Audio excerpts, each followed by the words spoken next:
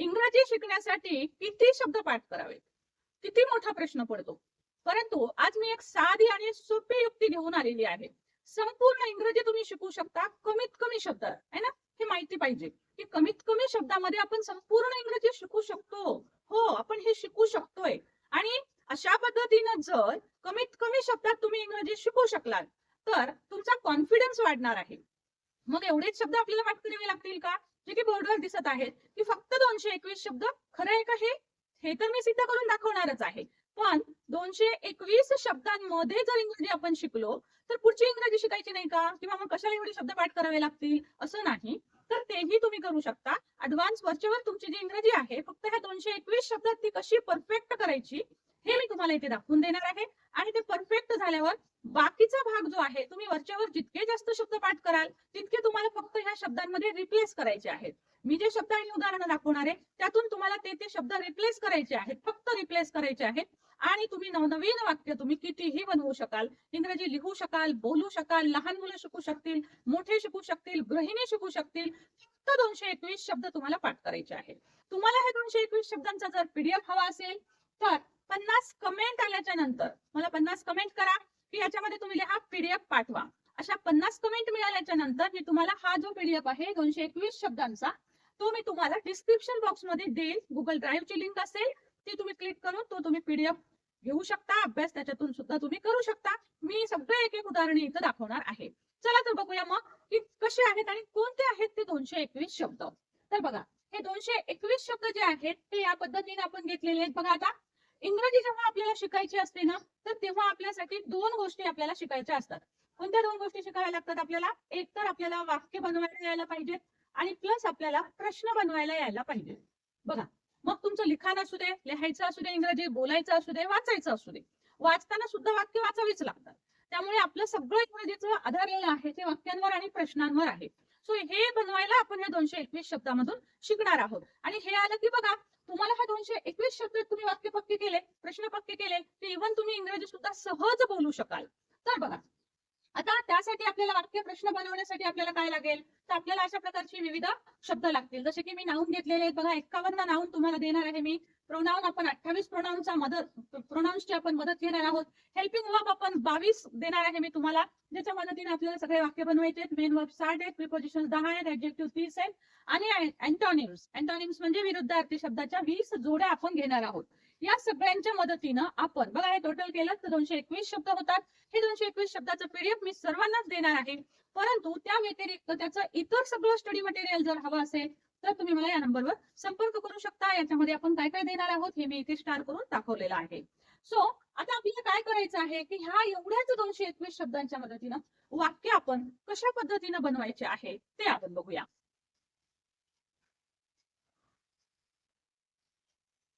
आता बघा, इथे मी तुम्हाला काही 3 वाक्य तुम्हाला इथे लिहिलेली दिसतील. आता याच्यामध्ये आपण काय काय केलेलं आहे, तर आपण याच्यामध्ये प्रोनाउन घेतलेले आहेत. बघा, जे 28 मी दिले त्यापैकी आपण इथे वेगवेगळे प्रोनाउन घेतलेले आहेत. हेल्पिंग वर्ब घेतलेले आहेत, एम, इज, आर. हे हेल्पिंग वर्ब आहेत. 22 पैकी मी इथे 3 दाखवलेले आहेत. त्याच्यानंतर मेन वर्ब आहेत जे मी याच्यात घेतलेले नाहीत, कारण हे आपले सिंपल सेंटेन्सेस आहेत. याच्यामध्ये मेन वर्ब येत नाही. आपण मेन वर्ब टेन्स मध्ये बघणार आहोत. त्यानंतर प्रिपोजिशन्स आहेत, जसे की इथे दिसतील बघा, इन हे एक प्रिपोजिशन आलेले आहे. तर असे आपण 10 प्रिपोजिशन्स वापरणार आहोत. तशाच प्रकारे ऍडजेक्टिव्ह घेतलेले आहेत, जसे की तुम्हाला इथे दिसेल टायर्ड. आम्ही कसे आहोत? We are tired. आम्ही थकलो आहोत. सो आपण कसे आहोत याची अधिक माहिती देणारे जे शब्द असतात ते भरपूर लागतात आपल्याला, तर त्याला म्हणतो आपण ऍडजेक्टिव्ह. ते आपण 30 घेतलेले आहेत आणि ते सर्व मी पीडीएफ मध्ये तुम्हाला देणारच आहे. फक्त कमेंट मध्ये पीडीएफ पाहिजे किंवा पीडीएफ पाठवा असं कमेंट करा. 50 कमेंट आल्याच्या नंतर तुम्ही स्वतः चेकआउट करा की मॅडमनी डिस्क्रिप्शन बॉक्स मध्ये पीडीएफ दिला आहे का. तुम्हाला विचारायची गरज नाही. 50 कमेंट फक्त पहा झालेत का, आणि त्याच्यानंतर तुम्ही डिस्क्रिप्शन बॉक्स चेक करून तुमचा हा फ्री पीडीएफ मिळवू शकता. हा फ्री पीडीएफ आहे, हा पेड आहे. याच्यासाठी संपर्क करू शकता. अँटोनिम्सच्या जोड्या सुद्धा आपण घेणार आहोत. जसं की इथं टायर्ड आहे तर आपण म्हणू शकतो की वी आर ऍक्टिव्ह. आम्ही ऍक्टिव्ह आहोत, सक्रिय आहोत. सो आम्ही थकलेले नाही आहोत. सो अशा प्रकारे तुम्ही, किंवा वी आर फ्रेश असंही तुम्ही लिहू शकता. सो असे अर्थानुसार आपल्याला ह्या विरुद्ध अर्थाच्या जोड्या पण कामाला येणार आहेत. आता हे वाक्य आपण कशा पद्धतीने बनवले बघा. हे जे वाक्य आहेत हे टू बीच्या क्रियापदांची वाक्य आहेत. आता टू बीचे क्रियापद काय असतात, टू हॅवची क्रियापद काय असतात, म्हणजे हे सर्व हेल्पिंग वर्ब आहेत 22, आणि याच्यामध्ये मोडल ऑक्झिलरीज पण आहेत. हे सर्व आपण त्याच्यामध्ये मी तुम्हाला जसं इथे पीडीएफ दाखवेल, तुम्हाला इथे सुद्धा दाखवेल मी. तर बघा, हे टू बीचे क्रियापद आहेत. आता याच्याने आपण वाक्य कसे कसे बनवतो, तर आपण कोण आहोत, काय आहोत किंवा कोण आहोत याच्या संदर्भातले जे वाक्य असतील, जसं मी इथे दिलेले बघा, मी कोण आहे, आय एम अ टीचर. आता टीचरच्या ऐवजी मी तुम्हाला नाऊन कॅटेगरीचे 51 नाऊन दिलेले आहेत. त्याच्यात भरपूर सारे नाऊन आहेत, जसं की वर्कर आहे, फार्मर आहे, कुक आहे, सिंगर आहे, डान्सर आहे, असे वेगवेगळे आपण घेतलेले आहेत. तर इथे आय एम टीचरच्या ऐवजी सिम्पली तुम्हाला 51 नाऊन जर तुम्ही रिप्लेस केले तर तुमचे 51 वाक्य तयार होऊ शकतात. आणि फक्त ते आय या सब्जेक्टने तयार होणारे 51 वाक्य असतील. आय हा सब्जेक्ट जो आहे हा प्रोनाऊन आहे, तर हे प्रोनाऊन सुद्धा आपण 28 घेतलेले आहेत. इथे वेगवेगळे प्रोनाऊन जर वापरले, इथे समजा तुम्ही 28 प्रोनाऊन वापरले एकाच नाऊन साठी, तर तुमच्या इथे पुन्हा 28 वाक्य तयार होऊ शकतात. अशा प्रकारचे तुम्ही वेगवेगळे वाक्य बनवू शकता रिप्लेसमेंट करून. हे कसं करायचं हे एखाद्या चांगल्या टीचरने फक्त समोर तुम्हाला सांगावं की हा शब्द काढा. म्हणून म्हटलं नाऊन 51 आहेत, टीचरच्या ऐवजी वर्कर लिहा, आय एम अ टीचर तयार होईल. I am a officer, I am a cook, I am a singer, I am a dancer. Okay, so या पद्धतीने I am a girl, I am a boy, I am a student, I am a teacher, हे सर्व sentences तुम्ही एक शब्द replace करून noun. आणि हे जे सर्व शब्द आहेत ना, तर 221 शब्द हे बहुतेक तुमच्या परिचयाचेच आहेत. त्यातले खूप कमी असे शब्द आहेत की ज्याची तुम्हाला ओळख नाहीये, तर ते सुद्धा आपण इथे घेतलेले आहेत. आता she is in the kitchen, ती कुठे आहे, कुठे, ती कुठे आहे हे आपण टूबीच्याच क्रियापदांनी दाखवतो. She is in the kitchen, I am in the kitchen, we are in the kitchen. कुठलाही सब्जेक्ट चेंज करून किचन वाक्य घेऊ शकता. आता इथे रिप्लेस काय करायचं आहे तुम्हाला, 221 शब्द दिलेले आहेत, त्याच्यामध्ये आपण वेगवेगळ्या प्रकारचे नाऊन घेतलेले आहेत. सो तुम्ही इथे नाऊन चेंज करा. किचनच्या ऐवजी office, hospital, market, garden, room अशा प्रकारचे शब्द तुम्ही प्लेस नेम सांगू शकता. सो मी नाऊन मध्ये तुम्हाला 3 वेगवेगळ्या कॅटेगरीमध्ये नाऊन दिलेले आहेत, प्लेस नेम्स पण सेपरेट दिलेले आहेत. सो तुम्ही इथे प्लेस नेम्स लिहू शकता आणि खूप सारे वाक्य तयार करू शकता. वी आर टायर्ड इथे ऍडजेक्टिव्ह आहेत. सो हे ऍडजेक्टिव्ह आपल्याला इथे चेंज करायचे आहेत. सो इथे ऍडजेक्टिव्ह मी 30 दिलेले आहेत. हा शब्द एक चेंज केला तर इथे 30 तुमचे वाक्य तयार होतात. एकच सब्जेक्ट वापरून वी. सब्जेक्ट म्हणजे तिथे प्रोनाऊन आहेत, तर हे प्रोनाऊन तुम्ही जर वापरले इथे वीच्या ऐवजी तर तुमचे खूप सारे वाक्य इथे तयार होऊ शकतात. आणि तुम्ही या पद्धतीनं हे वाक्य बोलू शकता. जसं की बघा, मी म्हणाले आय एम अ टीचर, बोलू सुद्धा कसं शकता, I am a teacher, he is a teacher, she is a teacher, it is a teacher. It actually teacher म्हणजे व्यक्तीसाठी येत नाही, परंतु इट पक्षी आणि प्राणी आणि निर्जीव वस्तूंसाठी आपण वापरत असतो. सपोज राम एक सिंग्युलर नाऊन घ्यायचे, तर Ram is a teacher. We are teachers, they are teachers, you are a teacher, you are teachers. अशा पद्धतीनं हे प्रोनाऊन जे आहेत, हे याचे प्रोनाऊन वेगवेगळे जर तुम्ही इथे चेंज केले तर तुम्ही टीचरचे अनेक वाक्य वेगवेगळ्या प्रोनाऊनच्या मदतीनं म्हणू शकता, लिहून काढू शकता आणि त्याचं मराठीत भाषांतर पण करू शकता. असे भरपूर सारे वाक्य तुम्हाला करता येतील. आता हे झाले होकारार्थी वाक्य. नकार सांगण्यासाठी सुद्धा आपल्याला काय करायचंय, समजा मला सांगायचं की मी टीचर नाही, I am not a teacher. So मग आपण काय करतो, सिम्पली ह्या एमच्या नंतर हे जे हेल्पिंग वर्ब आहेत याला म्हणतो आपण हेल्पिंग वर्ब. ओके, ह्या हेल्पिंग वर्बच्या नंतर आपल्याला नॉट लावायचं आहे. I am not a teacher, she is not in the kitchen, ती किचन मध्ये नाही, वी आर नॉट टायर्ड, आम्ही थकलेलो नाही. सो अशा प्रकारे हेल्पिंग वर्बच्या नंतर नॉट लावला की आपलं निगेटिव्ह सेंटेन्स तयार होतं. ओके, पण हे हेल्पिंग वर्ब इथे मेन वर्ब म्हणून सुद्धा येऊ शकतात, ते आलेले पण दिसतील तुम्हाला. तर आता अशाच प्रकारचे वाक्य जे आहेत ते तुम्ही करू शकता. तुम्ही याच्यापासून प्रश्न पण बनवू शकता. प्रश्न बनवण्यासाठी सिम्पली तुम्हाला काय करायचं आहे, तर फक्त हा नंतरचा शब्द आधी घ्यायचा आहे, आधीचा शब्द नंतर घ्यायचा आहे. जसं की हा एम आधी घेतला, am I a teacher, am I a teacher म्हणजे मी शिक्षक आहे का.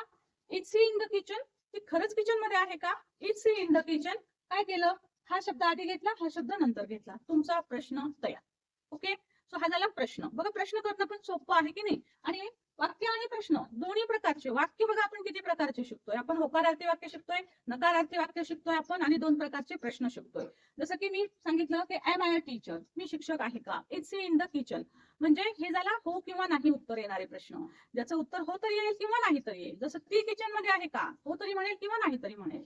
तर अशा प्रकारचे प्रश्न बनवता येतात. आता WH चे प्रश्न सुद्धा बनवता येतात. जसं की आपल्याला विचारायचे की ती किचन मध्ये का आहे, वाय. तर मग इथे आपण कसं करतो, सिम्पली आपण why is she in the kitchen, म्हणजे आपण जो पहिला प्रश्न बनवला is she in the kitchen, त्याच्यासाठी आपण फक्त वाय आपण लावलो. Why is she in the kitchen, why is she in the kitchen, why are we tired, आम्ही का थकलेलो आहोत. सो अशा पद्धतीनं तुम्ही WH चे प्रश्न सुद्धा तयार करू शकता. बघा, मी 3च वाक्य सांगितले आणि रिप्लेसमेंटचे शब्द सांगितले. म्हणजे एवढ्या प्रकारचे वाक्य जे आहेत, पॉझिटिव्ह, निगेटिव्ह आणि क्वेश्चन 2 प्रकारचे, असे 4 प्रकारचे वाक्य जर बनवता आले तुम्हाला, तर तुम्हाला भरपूर शब्दसाठा नाही, भरपूर वाक्यसाठा तुमच्याकडे तयार होईल फक्त 221 शब्दांमध्ये. आणि आपण याच्या व्यतिरिक्त बाहेरचे वापरायचं नाही. एवढी फुल प्रॅक्टिस होईपर्यंत 4-4 वाक्य आपल्याला बनवता आले पाहिजे.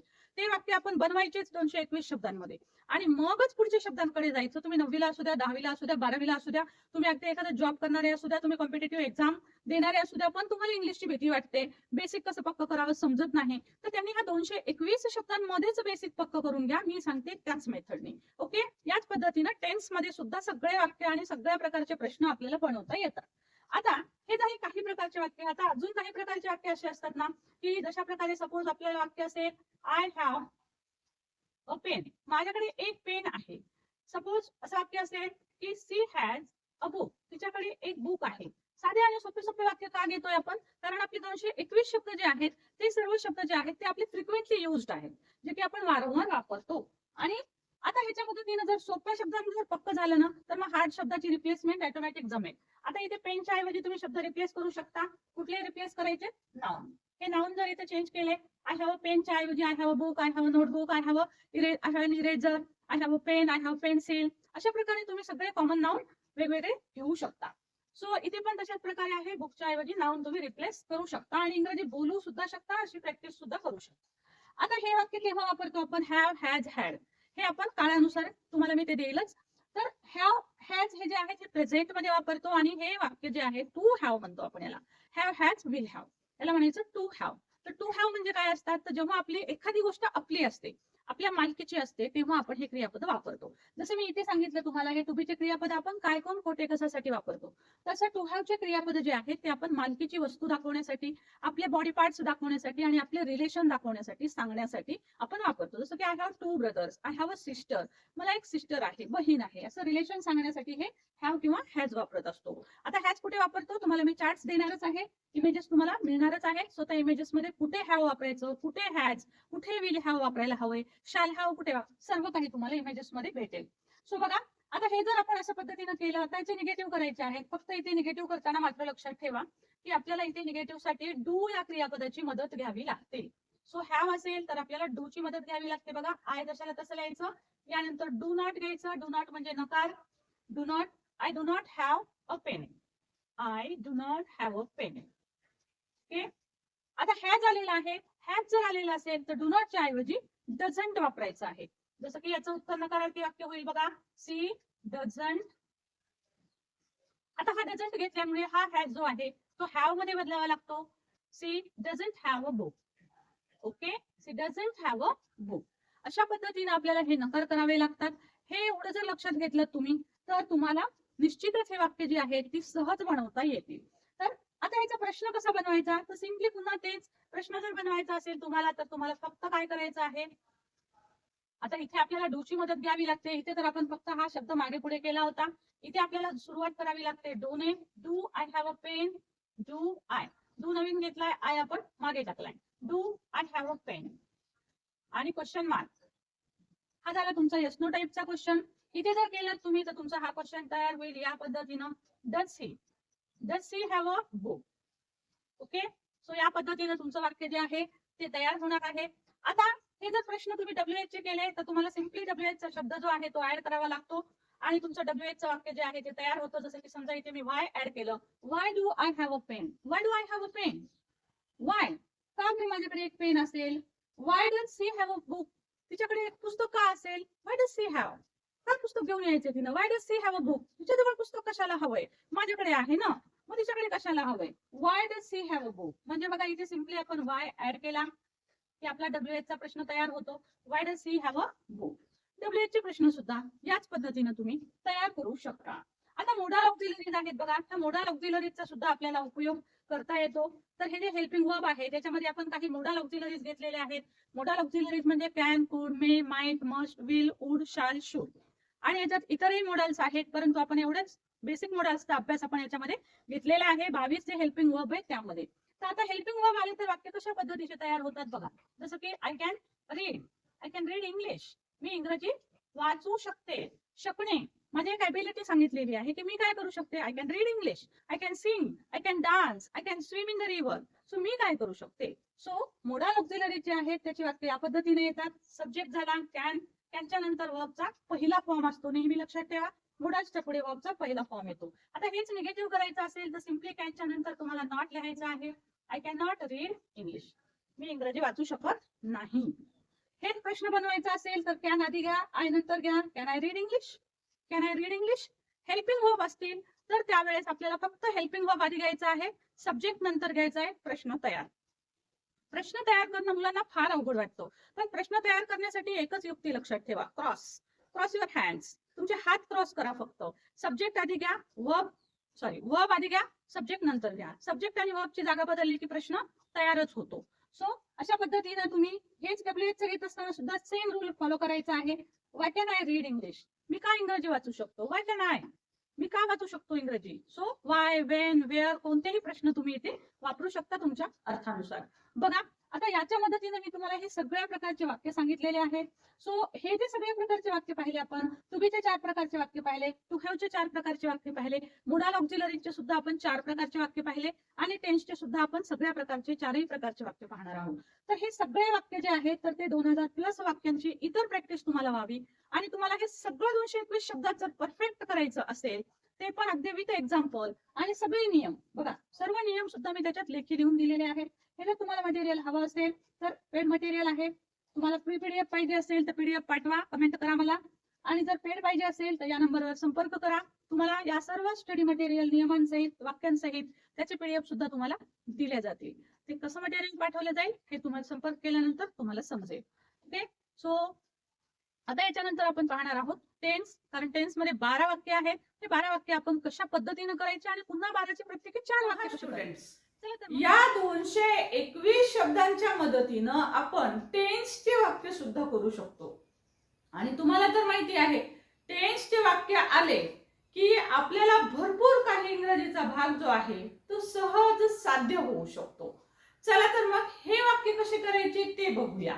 म्हणजे बघा, मी तुम्हाला काय सांगितलं, आपण इंग्रजी शिकतो म्हणजे काय करतो, आपल्याला फक्त वाक्य बनवता आले पाहिजेत, आपल्याला प्रश्न बनवता आले पाहिजेत. आता पाहूयात मग हे टेन्सचे विविध प्रकारचे वाक्य आणि त्यापासून प्रश्न सुद्धा कसे बनवायचे तेही आपण पाहणार आहोत. तर बघा, पहिले जर आपल्याला टेन्स शिकायचं असेल तर त्यासाठी आपल्याला ह्या 5 गोष्टी महत्त्वाच्या लक्षात घ्यायच्या आहेत. बघा, जे आहेत वर्ब आहे ना, वर्ब म्हणजे क्रियापद ज्याच्यातून आपल्या ऍक्शन समजतात. याचे 5 वेगवेगळे फॉर्म असतात जे की मी तुम्हाला इथे V1, V2, V3, V4, V5 अशा पद्धतीने लिहून दाखवलेले आहेत. बघा, V1 जो असतो तो रूट फॉर्म असतो, जो मूळ शब्द असतो. त्याच्यानंतर V2 म्हणजे काय, तर हा जो पहिला फॉर्म असतो याला ईडी लागला की हा V2 तयार होतो. ईडी लागल्यावर V3 सुद्धा तयार होतो. दोन्हीतला डिफरन्स सांगते तुम्हाला. त्यानंतर V1 घ्यायचा आहे जम्प आणि त्याला ING लावायचा आहे. ING लावला की तयार होतो V4. त्याच प्रकारे मूळ रूट फॉर्म घेतला आपण, मूळ शब्द जम्प आणि त्याला यस किंवा ES लावलं की हा तयार होतो तुमचा क्रियापदाचा 5वा फॉर्म म्हणजे V5. आता 90% क्रियापद अशी आहेत की ती याच नियमाने येतात. जास्त करून हे 1, 2, 3 फॉर्म जे आहेत म्हणजे सेकंड आणि थर्ड फॉर्म जो आहे ईडी लागून होणारे जे क्रियापद आहेत ते आहेत 90%. त्यामुळे ते पाठ नाही करावं लागत. 10% मात्र क्रियापद जे आहेत जसं की गो आहे, गो, वेंट, गॉन, गोइंग, गोज, तर हे थोडेसे पाठ करावे लागतात जे की इरेग्युलर असतात. ओके, आता आपण याच्या मदतीने हे टेन्सेसचे वाक्य आपण कसे बनवायचे ते आपण बघूया. बघा, टेन्स प्रामुख्याने हा 4 प्रकारांमध्ये असतो, सिंपल, कंटिन्युअस, परफेक्ट आणि परफेक्ट कंटिन्युअस. आता आपण सिंपलचे 3 प्रकार पाहू, म्हणजे प्रेझेंट मधला सिंपल, पास्ट मधला सिंपल आणि फ्युचर मधला सिंपल. तर बघा, जर सिंपल प्रेझेंट मधला असेल तर आपल्याला सब्जेक्ट घ्यावा लागतो जो की आपण आय, वी, यू किंवा कुठल्याही सिंग्युलर प्लुरल नाउन घेऊ शकतो. मी इथे उदाहरणादाखल आय घेतलेला आहे. सो आय, त्याच्यानंतर वर्बचा फर्स्ट फॉर्म घेतलेला आहे आपण. ओके, म्हणजे याचं जे आपण एक स्ट्रक्चर तयार करू शकत असतो. सो याचं स्ट्रक्चर म्हणतो आपण त्याला S प्लस V1 और आपल्याला कधी कधी सब्जेक्ट जो आहे तो V5 सुद्धा घ्यावा लागतो. जर सिंपल प्रेझेंट मध्ये सिंग्युलर सब्जेक्ट असेल, ही, सी, इट किंवा सिंग्युलर नाउन आलेलं असेल तर तेव्हा आपल्याला V5 घ्यावा लागतो. म्हणजे ही जम्प्स करावं लागतं, शी जम्प्स करावं लागतं, म्हणजे हा 5वा फॉर्म आपण इथे घेत असतो. आता हा सेकंड बघा, हा सिंपलच आहे परंतु हा ईडी लागून आलेला आहे, हा सेकंड फॉर्म आहे, त्यामुळे हा आहे सिंपल पास्ट. मी उडी मारली अशा अर्थाने तो येतो. आता मी उडी मारेल सिंपल फ्युचर सांगायचं असेल तर सब्जेक्ट त्याच्या पुढे विल घ्यायचं आणि हा आहे वर्बचा फर्स्ट फॉर्म.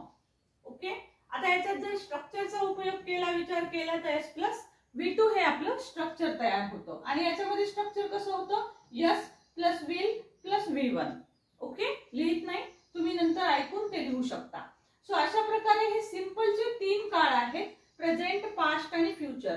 बदल फक्त लक्षात घ्या, इथे V1 किंवा V5 येतं. सिंपल पास्ट मध्ये नेहमी V2 येतं. हा एकमेव असा काळ आहे जिथं V2 क्रियापद वापरलं जातं, त्याच्यानंतर इथे V1 घ्यावं लागतं आपल्याला. तर हे झाले महत्वाचे 3 काळ. आता याच्यामध्ये जर आपल्याला प्रश्न बनवायचा असेल, याचा जर आपल्याला प्रश्न बनवायचा असेल तर तो आपण प्रश्न सुद्धा बनवू शकतो. आता प्रश्न कसा बनवायचा तेही मी तुम्हाला सांगते, त्याच्यापूर्वी आधी आपण कंटिन्युअस बघूया.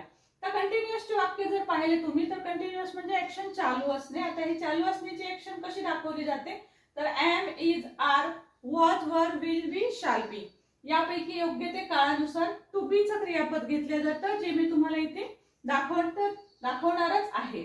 ओके, सो तुम्हाला काळानुसार हे सर्व ऑलरेडी वर्ब जे आहेत ते मी इथे देत आहे. So he is jumping, to बीचं क्रियापद घेतलंय आणि जम्पला ING लावलंय म्हणजे आपण इथे वर्बचा 5वा फॉर्म आपण घेतलेला दिसतो. म्हणजे इथे स्ट्रक्चरचा जो उपयोग केला तर S प्लस टू बी, इथे टू बी आहे किंवा इथे तुम्ही ॲमिजार म्हणू शकता, टू बी क्रियापद प्लस V4, आपण इथे V4 वापरलेलं आहे. इथे पण तेच स्ट्रक्चर आहे, इथे पण टू बीच असणार आहे, फक्त इथे प्रेझेंटचा घ्यायचा, पास्ट असेल तर पास्टचा टू बी घ्यायचा, V4 घ्यायचं. सो इथे पण तेच आहे, फक्त वॉज हे टू बीचं क्रियापद घेतलेलं आहे, इथे पण आपण V4च घेतलेलं आहे. म्हणजे बघा स्ट्रक्चर एकच लक्षात ठेवायचंय, S plus to be plus V4. तशाच प्रकारे आता जर हा परफेक्ट पाहिला तर परफेक्ट मध्ये तुमची ऍक्शन पूर्ण झालेली असते, यामध्ये ती ऍक्शन तुमची चालू असते. आता काम माझं शिकवण्याचं चालू आहे, so I am teaching you. तशा प्रकारे आता इथे काम जर पूर्ण झालेलं असेल आणि त्याची गोष्ट आपण प्रेझेंट मध्ये सांगत असू किंवा आता सांगत असू तर हा आपण प्रेझेंट परफेक्ट वापरतो. बघा आता मी तुम्हाला म्हटलं होतं V2 आणि V3 मधला फरक सांगते. तर V2 ला पण ईडी लागलेला आहे, इथे V3 ला बघा इथे पण ईडी लागलेलं दिसेल. सो तिन्ही काळात ईडी लागतं. आता इथे ईडी आहे आणि इथे V3 आहे आणि इथे V2 आहे, हे कसं ओळखायचं आपण, V2 आणि V3. तर ह्याच्यामध्ये फरक असा आहे बघा, इथे जम्प आलेला आहे पण याच्या अगोदर हॅज, हॅड, विल हॅव असे क्रियापद आलेले आहेत, हेल्पिंग वर्ब आलेले आहेत. पण इथे जम्पच्या आधी कुठे पण हेल्पिंग वर्ब तुम्हाला दिसणार नाही. सो जेव्हा हेल्पिंग वर्ब मागे नसतो तेव्हा तो V2 असतो आणि हेल्पिंग वर्ब असेल तेव्हा तो V3 असतो. त्यानंतर हा जर काळ पाहिला तर याच्यामध्ये तुमची ऍक्शन थोडी संपलेली असते आणि थोडी चालू असते. सो त्यासाठी आपण हॅज बीन, हॅड बीन आणि विल हॅव बीन हे 3 काळामध्ये वेगवेगळे वापरतो आणि इथे पण वर्बचा 4था फॉर्म येतो. ओके, जसं की जम्पिंग, जम्पिंग, जम्पिंग दिसेल. सो वर्बचा 4था फॉर्म आपण इथे वापरतो. सो आता हे झाले सर्व आपले वाक्य. आता बघूया ह्याचे प्रश्न कसे बनवायचे. आता बघा आय जम्प याचा जर प्रश्न बनवायचा म्हटलं तर आपल्याला सुरुवात जी आहे ती पहिले आपण निगेटिव्ह बघूया आणि नंतर मी तुम्हाला प्रश्न सांगते. आता समजा याचं निगेटिव्ह करायचं असेल तर आपल्याला इथे डू या क्रियापदाची मदत घ्यावी लागते, डू किंवा does. So I don't jump, she doesn't jump अशा प्रकारे वाक्य होतील. डोंट किंवा डझंट घ्यावं लागतं सब्जेक्टच्या नंतर. समजा हे भूतकाळातलं वाक्य असेल तर भूतकाळामध्ये आपल्याला डिड ह्या क्रियापदाची मदत घ्यावी लागते. So I did not jump. जिथं जिथं हेल्पिंग वर्ब आहे तिथे आपल्याला तेच हेल्पिंग वर्ब वापरायचे, त्याच्या पुढे नॉट लिहायचं आहे. सो इथे विल आहे, so I will not jump, मी उडी मारणार नाही, निगेटिव्ह. आता या तिन्ही वाक्यामध्ये टू बीचे क्रियापद आहेत, इज, वॉज आणि इथे आहे विल बी. परंतु जेव्हा दोन एकत्र क्रियापद येतील, विल बी आहे, इथे हॅज बीन आहे, हॅड बीन आहे, तेव्हा पहिलं एक क्रियापद झालं की त्याच्यानंतर नॉट घ्यायचं. जसं की इथे काय लागेल मला, he is not jumping, he was not jumping, he will not be jumping, तो उडी मारत नसेल. तशाच प्रकारे he has not jumped, he had not jumped. अशाच प्रकारे या हेल्पिंग वर्बच्या नंतर तुम्ही नॉट घेऊन निगेटिव्ह सेंटेन्स करू शकता. आता प्रश्नार्थक वाक्य कशा पद्धतीने बनवायचे, जसे आपण इथे काय केलं, आपण डू ची मदत घेतली, डज ची मदत घेतली सिंपल प्रेझेंट साठी, ह्या जम्प साठी आपल्याला इथे डीड ची मदत घ्यावी लागते. सो तुमचा प्रश्न जो आहे तो सुरुवात कसा होतो बघा. आधी आपण इथे डूचा पाहू. Do I jump, do I jump, मी उडी मारतो का, हा झाला तुमचा प्रश्न. Do I jump.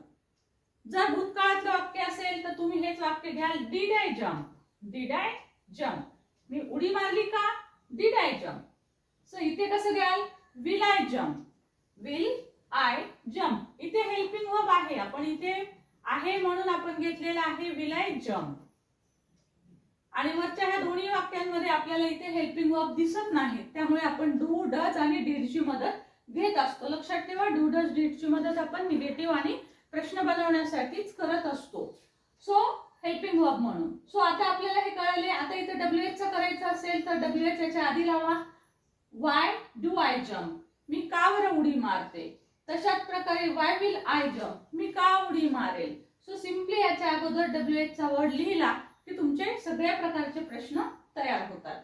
सो याच पद्धतीनं हे जे वाक्य आहे ते सुद्धा तुमचे याच पद्धतीनं तयार होऊ शकतात. इथे सुद्धा प्रश्न बनवायचा असेल तर is he jumping, is he jumping. फक्त काय करायचंय बघा, हेल्पिंग वर्ब जो आहे तो सुरुवातीला घ्यायचा आहे आणि हा सब्जेक्ट जो आहे तो नंतर घ्यायचा आहे. म्हणजे आपल्याला अशा प्रकारे क्रॉस करायचा आहे. ओके, हा टू बी आधी घ्यायचा आणि हा नंतर घ्यायचा की तुमचा प्रश्न तयार होतो. जसं की इज ही जम्पिंग, तो उडी मारतो का. वॉज ही जम्पिंग, तो उडी मारत होता का, म्हणजे वॉज. सिम्पली आपण इकडचे इकडे शब्द घेतले. इथे पण सगळे तशाच प्रकारे करायचे आहेत. त्याच प्रकारे तुमचे प्रश्न आणि वाक्य जे आहेत ते तयार होतात. बघा, हे सगळं आपण 221 शब्दांमध्ये शिकत आहोत. मी तुम्हाला इथे सगळं प्रूफ दाखवत आहे.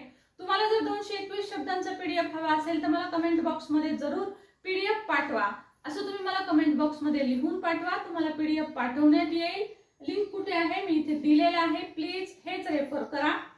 आता जर कुणाला समजा असं वाटत असेल की 221 शब्दांमध्ये फक्त एवढंच शिकणं होतं का, तर अजिबात नाही. याच्यामधून भरपूर सारं तुम्हाला इंग्रजी शिकता येतं. अख्खं सगळं इंग्रजी तुम्ही तुमचं पक्क करू शकता ह्याच्यामध्ये. सो सिम्पली तुम्हाला काय करायचंय, जर तुम्हाला ह्याचं स्टडी मटेरियल हवं असेल तर तुम्ही मला या नंबरवर संपर्क करू शकता. ह्याच्यात काय काय मिळणार आहे तर 221 शब्द मराठी अर्थसहित मिळतील तुम्हाला. 2000 प्लस वाक्य आपण त्याच्यात देणार आहोत, जे की मी इथे सर्व प्रकारचे वाक्य तुम्हाला शिकवलेले आहेत. टेन्सेस शिकवलेले आहेत, टेन्सचे होकारार्थी नकारार्थी वाक्य शिकवलेत, प्रश्न बनवायचे तेही शिकवलेले आहेत. तो प्रत्येक नियम मी तुम्हाला तिथे लिहून देईल. जसं की मी इथे तुम्हाला हे नियम सांगितलेत. सो हे नियम सांगितला की सिंपल प्रेझेंट मध्ये डू डज घ्यावं लागतं, पास्ट मध्ये डिड घ्यावं लागतं. सो याच्या सर्व नियमांसहित लेखी नियम असतील त्याच्यामध्ये. सो हे सर्व नियम आणि काही इमेजेस तुम्हाला मिळतील ज्या की तुम्हाला शॉर्टकट माहिती किंवा शॉर्टकट अभ्यास लक्षात ठेवण्यासाठी उपयोगी पडतील. तर अशा प्रकारचं सर्व स्टडी मटेरियल जर तुम्हाला हवं असेल तर मला या लिंकवर जरूर जरूर जरूर कमेंट करून सांगायची आहे. व्हिडिओ हेल्पफुल वाटला असेल तर नक्कीच कमेंट करायला विसरू नका. चॅनल सबस्क्राईब करून घ्या आणि हो, हेल्पफुल वाटला तर लाईक करायला विसरू नका. HYPE हाईप पण जरूर करा, जेणेकरून की शिकत तर आहात माझ्याकडून तर मला थोडंसं एनर्जी मिळावी, बूस्ट मिळावं, मला थोडंसं मोटिवेशन मिळावं. यासाठी हाईप जरूर करा आणि नवीन असाल तर सबस्क्राईब करावंच लागेल, कारण आपण खूप वेगवेगळ्या प्रकारच्या नवनवीन गोष्टी याच्यातून शिकत असतो. Thank you so much for watching. Thank you.